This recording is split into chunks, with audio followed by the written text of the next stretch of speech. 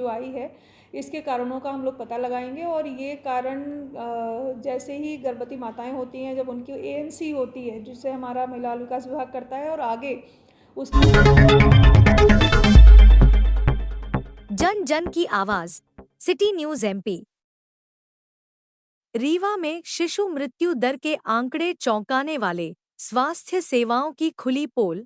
रीवा संभाग के 9 जिलों में पिछले 5 महीनों में लगभग 2000 बच्चों की मौत के आंकड़े चौंकाने वाले हैं और इन आंकड़ों ने प्रदेश की स्वास्थ्य सेवाओं पर गंभीर सवाल भी खड़े कर दिए हैं। आंकड़ों की बात करें तो इनमें रीवा में 550, सतना में 430, शहडोल में 378, सीधी में 238, सिंगरौली में 154, उमरिया में 134 और अनूपपुर में 112 बच्चों की मौत हुई है। इन बच्चों में 28 दिन से लेकर 5 साल तक की आयु के बच्चे शामिल हैं, जिनकी जान अस्पताल में भर्ती होने के बाद गई। यह चिंता का विषय है क्योंकि यह स्थिति अस्पतालों की लापरवाही को दर्शाती है। रीवा कलेक्टर प्रतिभा पाल ने स्थिति की गंभीरता को स्वीकारते हुए बताया कि मृत्यु दर की समीक्षा की जा रही है और स्वास्थ्य तथा महिला बाल विकास विभाग के अधिकारियों को निर्देश दिए गए हैं कि इस पर रोक लगाने के लिए ठोस प्रयास किए जाए। चलिए आपको सुनाते हैं रीवा कलेक्टर प्रतिभा पाल ने सारे मामले के विषय में क्या कुछ कहा है।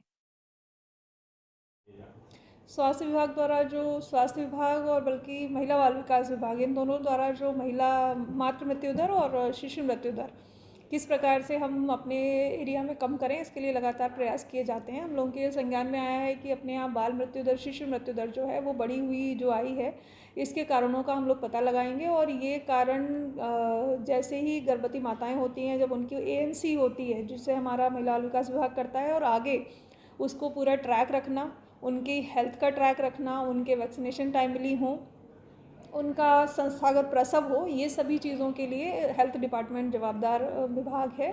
तो आशा कार्यकर्ता और जो नीचे हमारे आंगनवाड़ी कार्यकर्ता हैं, इन दोनों का ये दायित्व है और इसके लिए लगातार शासन द्वारा समय समय पर दिशा निर्देश भी जारी किए गए हैं।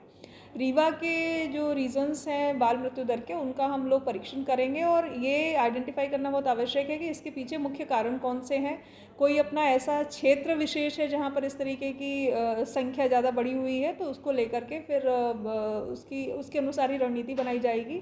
और आने वाले समय में हम लोग प्रयास करेंगे कि बाल मृत्यु दर साथ ही मातृ मृत्यु दर, इसमें जितनी अधिक से अधिक कमी लाई जा सके, इस बात पर पूरा फोकस रहेगा। मैडम, ये आंगनबाड़ी केंद्रों के द्वारा शासन प्रशासन द्वारा निरंतर निगरानी की जाती है और पोषक आहार देने के लिए उनके मतलब प्रत्येक बच्चा को देख रेख में रखने के लिए, तो क्या इसमें कहीं चूक हो गई? दोनों ही स्वास्थ्य विभाग और महिला बाल विकास विभाग का समन्वित प्रयास से ही इसमें जो बाल मृत्यु दर है या मातृ मृत्यु दर है, इसमें कमी आने की पूरी जो तैयारी है, रणनीति है, वो इन्हीं दोनों विभागों पर केंद्रित है। और पोषाहार गर्भवती माताओं को, किशोरी बालिकाओं को, छोटे बच्चों को और जन्म के समय उनका ध्यान रखना, प्रसव संस्थागत हो, इस बात का ध्यान रखा, कई सारे कारक इसमें सम्मिलित होते हैं। तो एक बार भली प्रकार से इसका क्या कारण है, कौन से क्षेत्र ऐसे हैं अपने, कोई विशेष ऐसा तो नहीं है, कोई ग्रामीण क्षेत्र ऐसे पिछड़े हुए हैं जहाँ पर इस तरीके की विशेष दिक्कत आ रही हो, तो उसको हम लोग आइडेंटिफाई करके, चिन्हित करके उनमें प्रयास किया जाएगा कि ये घटनाएं रिपीट ना हो।